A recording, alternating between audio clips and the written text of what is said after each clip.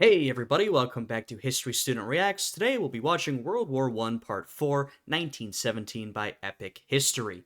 So last time, covering 1916, we saw some pretty big events. The Battle of the Somme, the Battle of Verdun, right? Some of the more well-known battles from this conflict. Moving into 1917, we are nearing the end of the war, and of course we've got some pretty big events ahead of us in this video. Before we get to those, I'd appreciate it if you guys would leave a like on this one, subscribe to the channel, and check out my Patreon, which is linked down below. Now, with all of that out of the way, let's jump right into this reaction.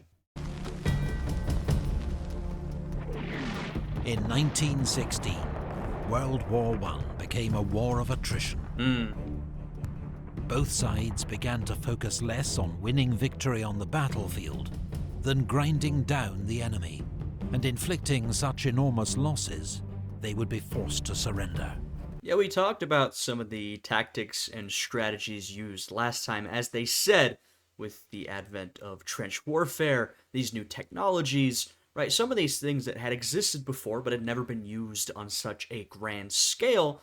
The war was becoming a war of attrition, right? Very little land was being changed between the two sides, at least if we're looking at the Western Front. Of course, there were different areas you could look where more or less land was being fought over, but we're looking at sort of your classic Battle of Verdun, Battle of the Somme. You were using a lot of lives to gain a little bit or no territory, right? Like they said, a war of attrition. It became more about how many of the enemy's men can you kill than how much territory can you actually take. In 1917, the strategy will push Europe's major powers to the brink of collapse. Yeah. Breaking point.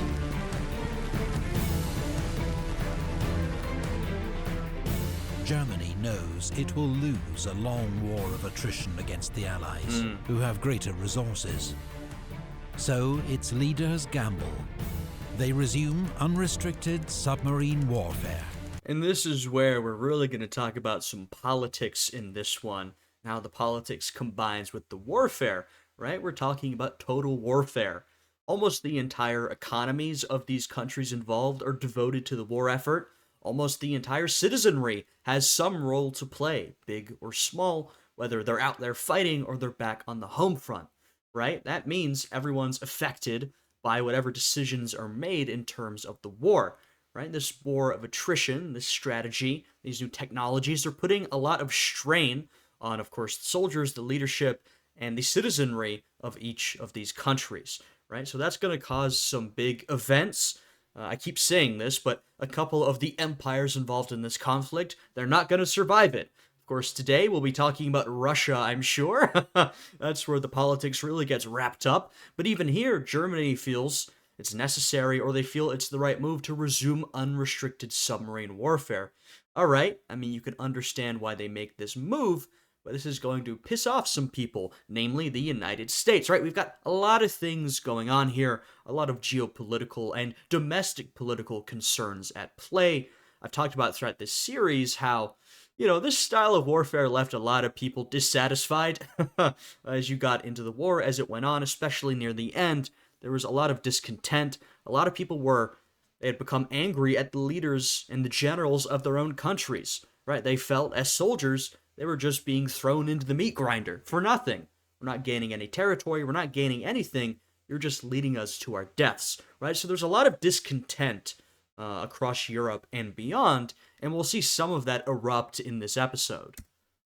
Believing their U-boats can cut off Britain's food imports by sea, and starve the country into surrender within 6 months. Right, and the citizenries of these countries are involved, not just because, each country is putting its people to work, but because these countries are targeting the citizens of these other countries, right? They're the enemy nations.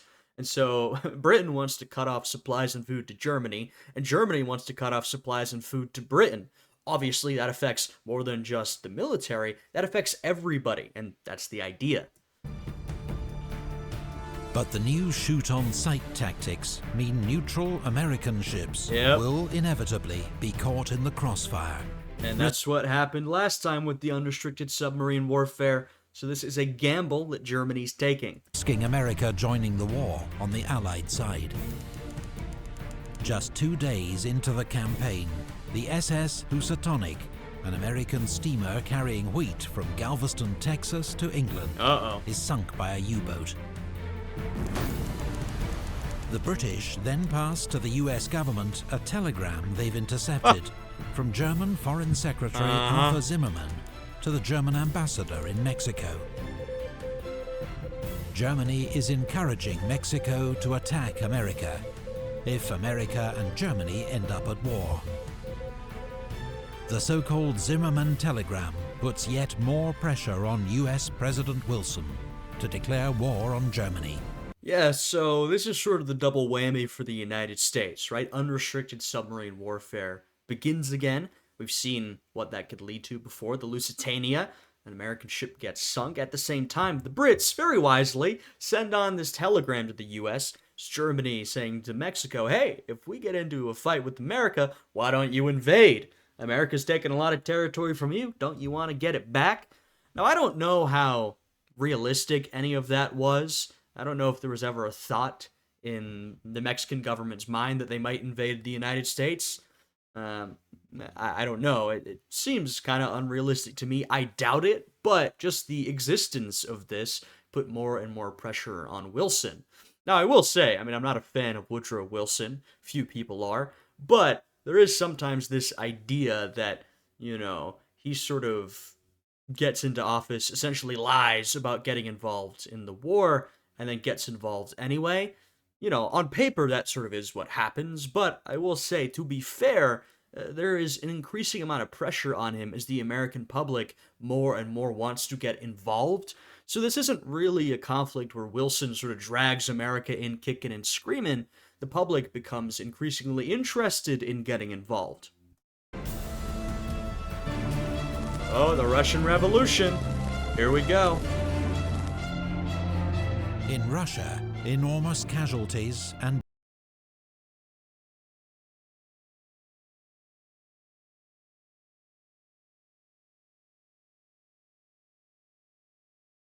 charge. Yeah, so there's a lot of discontent in Russia in particular, right? A shortage of food, as there is in a lot of other places. We've seen throughout this series, Russia had a particularly high death toll. Additionally, Tsar Nicholas, as we saw in previous episodes, decided to sort of leave his responsibilities behind and go and fight on the front. Maybe that's an unfair way of putting it. He wanted to lead the war effort directly. But what that did was it separated him from the domestic politics of Russia, which already didn't have too close a grasp on, and it meant that every military failure was very easy to blame on him. In fact, sort of impossible not to blame on him.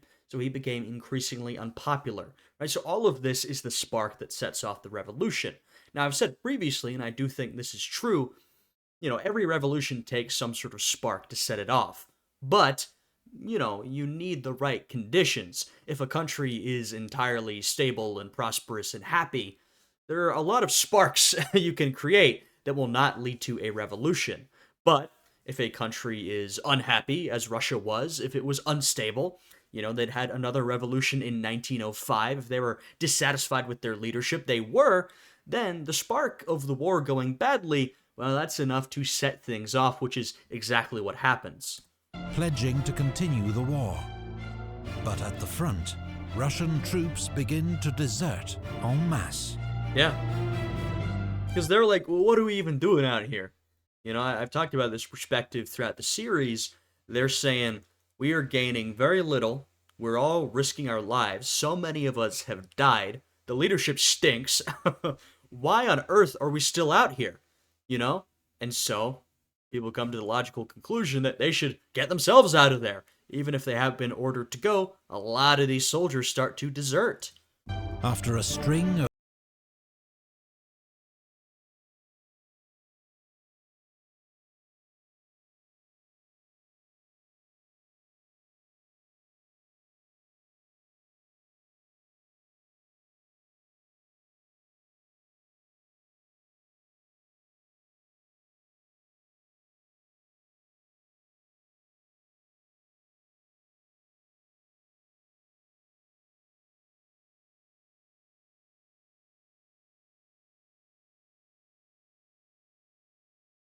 like I said, you sort of understand the rationale behind it. I mean, it's deeply, deeply immoral. There's a lot of civilians being killed, but there's civilians being killed throughout this entire war. And so, obviously, this is often framed as a sort of bad decision in retrospect, as it gets the United States involved. But it's not like there was no rationale behind it, right? Germany felt that they needed to do so. That was their perspective, right? I'm not saying they were correct or that I agree with that, but that they needed to in order to cut off Allied shipping to end this war.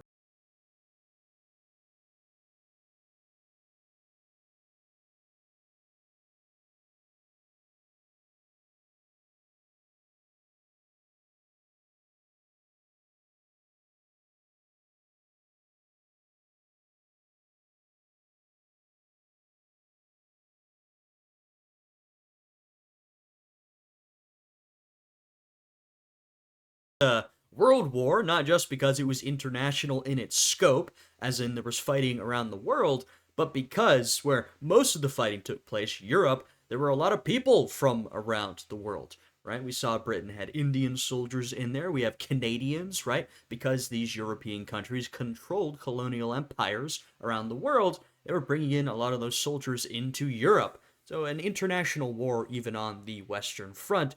We have some Canadian contributions here. Of course, this is a theme that will continue into the Second World War. It's a limited Allied victory, but costs 150,000 Allied casualties to 130,000 German. Jeez. Above the trenches, the First Air War has reached new levels of sophistication and deadliness. Reconnaissance aircraft are crucial for spotting enemy positions and directing artillery fire onto them. Scout aircraft or fighters try to shoot them down before they can execute their mission. New models of aircraft are developed every few months, but that spring, the superiority of German aircraft leads to heavy Allied losses in what becomes known as Bloody April. The Nivelle Offensive. There we go. 3 days after the fall of Vimy Ridge, French General Robert Nivelle launches his main offensive. Expectations are high, but after initial success, the advance bogs down and casualties quickly mount on both sides.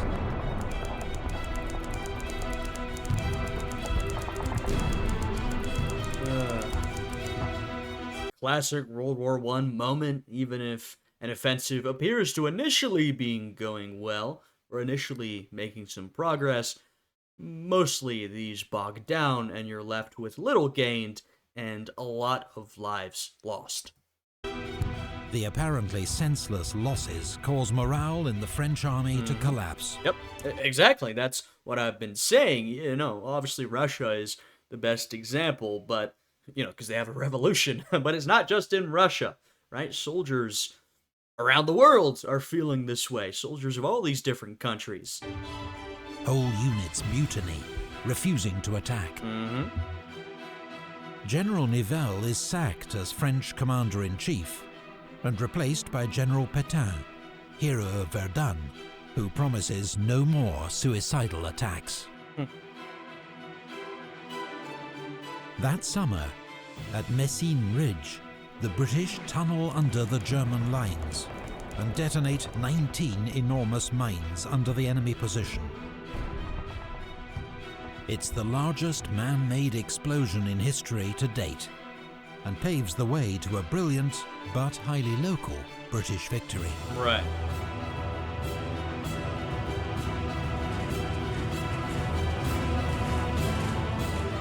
In Greece, King Constantine, who has favoured neutrality, is forced to abdicate, and Greece joins the Allies.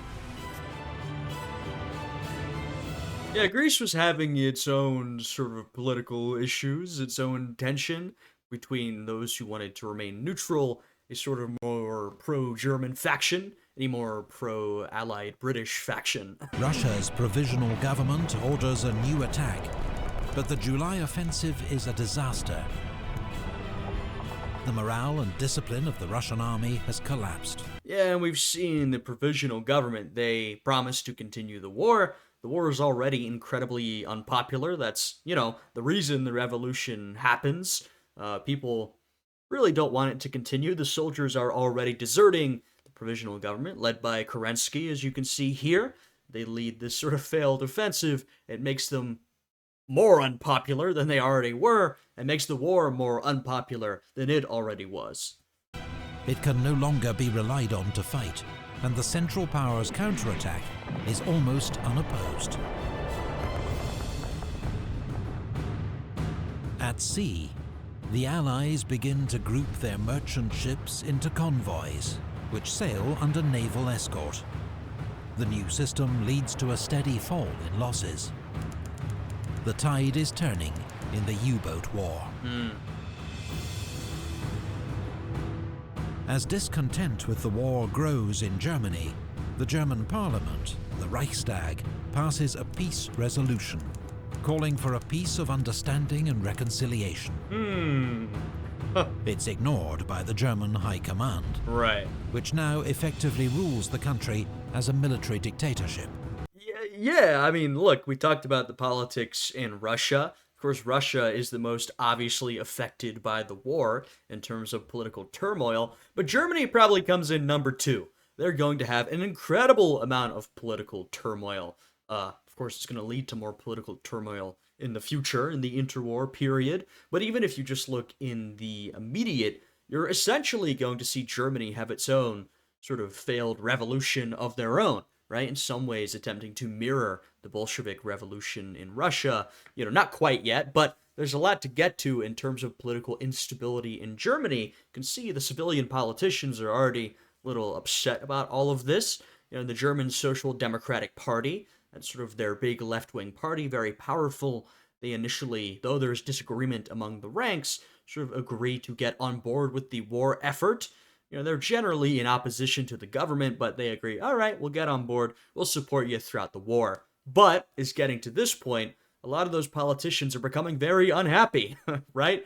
Because it's become clear this is not a short and glorious war, it's dragging on for years, it's leading to an incredible, unprecedented amount of death and destruction, it's also very unpopular.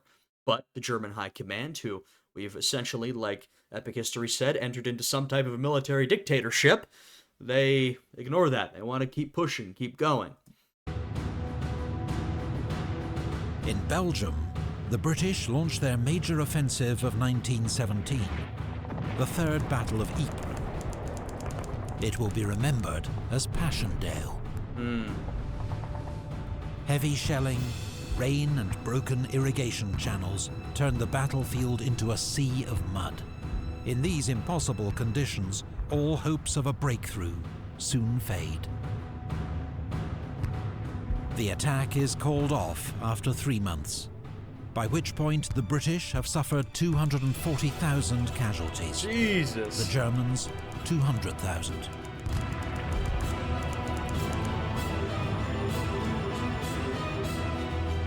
On the Italian front, at the 11th Battle of the Isonzo, Italian and Austro-Hungarian forces batter each other into exhaustion. There are 150,000 Italian casualties, 100,000 Austro-Hungarian. That year, 1917, the list of Allied nations grows. Brazil, Liberia, China, and Siam. All. So you can see that though the war clearly has not come to an end, there's still fighting to be done. The momentum is beginning to shift against these central powers, right? There's a lot of countries, most notably the United States, but also a lot of countries around the world who are now joining the war effort on the side of the Entente. The German U-boat tactic, though it found some success initially with the sort of work of the Brits and the Americans, the convoy system, it's beginning to be a lot less effective, right? Now, in terms of sort of land gained, we're still not seeing a ton of movement. And of course, Russia is having a hard time. They're being pushed back, struggling to even fight with the extremely low morale and desertions. But overall, things are not going great for these Central Powers. But it's not over yet, right? All declare war on Germany as a result of German U-boat attacks, or to curry favour with the Allies. Right.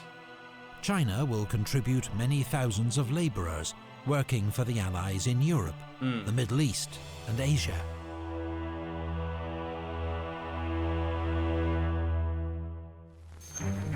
Middle East, 1917. That year in the Middle East, British forces avenged their 1916 humiliation at Kut by defeating the Ottoman Turks and marching on to occupy Baghdad. British forces in Egypt advance across the Sinai Desert, but are thrown back by Ottoman forces at the First and Second Battles of Gaza. In July, Arab rebels capture the strategic Ottoman port of Aqaba. They are accompanied by a British military advisor, Captain T.E. Lawrence, better known as Lawrence of Arabia. Yeah, of course, Lawrence has become a very famous figure of history, very well known. Of course, there's the very famous movie about him. He's definitely a fascinating guy. I'd like to do more reading on him, potentially. He's an interesting fellow. He was someone who was intimately involved in these Arab revolts. Of course, sort of represented the British in that capacity, but someone who was a little bit torn, as I understand it. He was British, he sort of represented Britain, but, he felt some sort of allegiance to his Arab allies, didn't necessarily want the European powers to colonize the whole area. He was fighting for some sort of Arab independence or, independent nation state. Of course, he sort of plays both these roles, so seems like an interesting guy, but obviously played a big role in this part of the conflict. That autumn, British Foreign Secretary Arthur Balfour issues the Balfour Declaration, expressing support for the creation of a national home for the Jews in Palestine. Yeah, so I talked about this last time, but you've essentially got the Brits making a variety of deals and agreements, right? So they're simultaneously promising the Arabs that they're going to get an independent Arab state in the Middle East.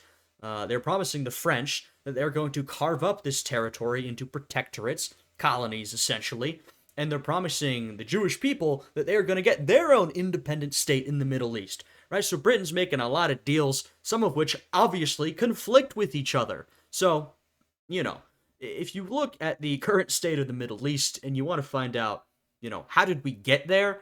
Of course, you could go back as far as history goes, but World War I is a pretty good place to start to understand how we got our current sort of geopolitical configuration. The aim is to rally Jewish support for the Allies, but the declaration contradicts existing pledges to Arab leaders. Exactly. Surely this won't cause problems, eh?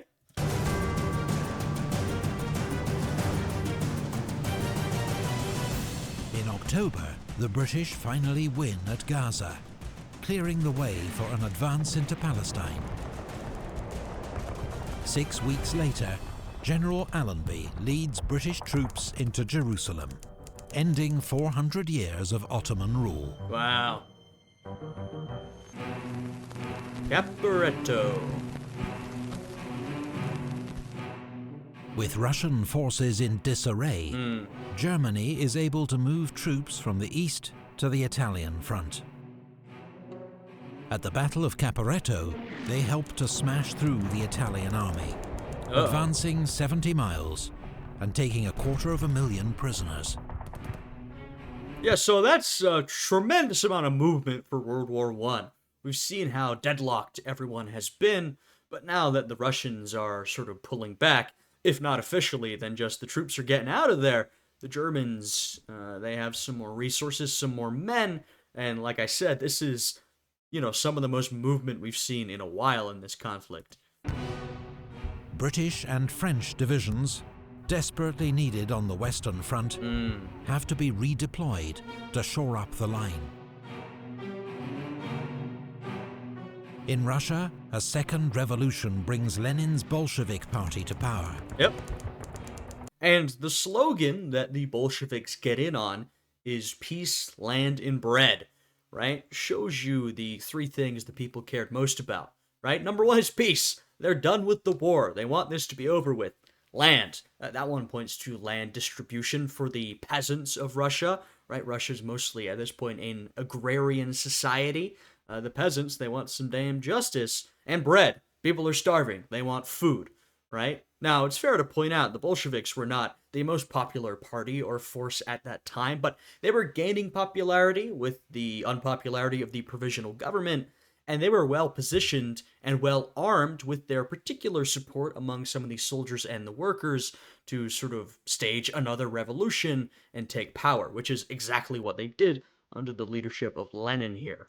He is determined to end Russia's involvement in the war. In France, Georges Clemenceau becomes prime minister. Nicknamed the Tiger, he promises total war and total victory. But for the Allies in late 1917, final victory looks uncertain. Russia has stopped fighting. French armies are recovering from mutiny. The Italian front has almost collapsed. And American reinforcements still seem a long way off. For the time being, the British are the only effective Allied force in the field. So the British attack at Cambrai, with the first major tank assault in history. Wow. On the first day, nearly 400 tanks spearhead an advance of several miles through German defences. But then the tanks break down or are knocked out. The Germans rush in reinforcements, and the gains are lost.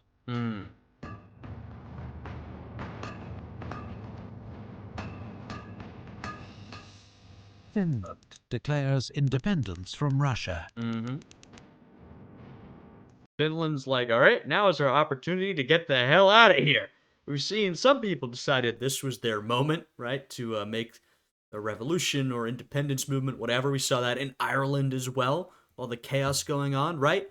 You know, I said it's most obvious in Russia, Germany as well, but there's political chaos everywhere, right? In a lot of these different places, especially the countries that are hit the hardest, right? We've seen there's been some chaos in France with some mutiny. There's definitely political chaos in France, right? Momentum is, you know, we've seen overall sort of turning against the Central Powers, in Germany in particular, but the war isn't over, right? Germany's making some advances. There's still a sort of largely stalemate on the Western Front. There's been a little more movement, some victories, a lot of lives lost. So the war's not over, right? You could still imagine it going a variety of directions. I mean, there was probably many ways it could have ended other than the way that it did, but we do see the direction that things are going. Romania, isolated by the Russian collapse, signs an armistice with the Central Powers. 6 days later, Russia also signs an armistice. The Allied Eastern Front is no more. Yeah, that's sort of a big hit for the Entente powers. The Eastern Front has just disappeared, essentially. Romania's like, well, we're screwed. We gotta get out of here. And the Bolsheviks, they take power on peace, land, and bread. Peace. They gotta end the war. They've promised to. They sign away a lot of territory in doing so, but they feel that is their mandate. The people will probably revolt again if they try to fight the war again, right? This is what happened with the provisional government. They got into power, things went badly, people were like, get the hell out of here. So the Bolsheviks end the war, right? So that's bad for the other allied powers, but they do have the United States waiting in the wings, a lot of manpower, a lot of industrial power, especially. That's sort of a big part of this. That will remain a true fact in the years to come. A lot of economic and industrial power, manufacturing power from America. 1917 has seen one major Allied power, Russia, knocked out of the war. But the arrival of a fresh new ally, America. Yeah. Germany knows only military victory can now save it from being overwhelmed by Allied resources, and begins... Yeah, I mean, look, Germany is, in some ways, sort of fighting a losing battle in terms of resources at this point. Obviously we've seen there's a bit of a stalemate here. Not saying that Germany was incredibly overwhelmed, right? A lot of these powers are fighting on even footing, but now with the entire might of the United States, like I said, especially that economic industrial power, you see a lot of countries around the world are joining up with the Entente powers. They've got a lot of economic might, manufacturing might behind them. Germany simply can't match that. Not with its allies, right? Austria, the Ottoman Empire, they cannot match the sort of economic might that is now wielded against them. And so their one route is to go for a big military victory to try and end this war quickly. Planning one last massive onslaught for the spring of 1918. Alrighty, so we're going to end this one here. And next time, which will be our last episode, we'll continue with 1918, the end of the war. So this was sort of a big episode, you know what I mean? We covered a lot of key events, the Russian Revolution, a lot of political military chaos, right? But the war continues. Like I said, at this point, the momentum has turned against Germany. It's kind of tough because we know what's going to happen. So it is sort of difficult to imagine things going in a different direction. But like I said, always remember the war wasn't over. There were different outcomes that could have occurred. But we're going to see what actually happened next time. If you guys enjoyed this one, I'd appreciate it if you'd leave a like, subscribe to the channel, and check out my Patreon, which is linked down below. And with all that out of the way, hope you guys are having a great day today, and I'll see you all again next time. Goodbye.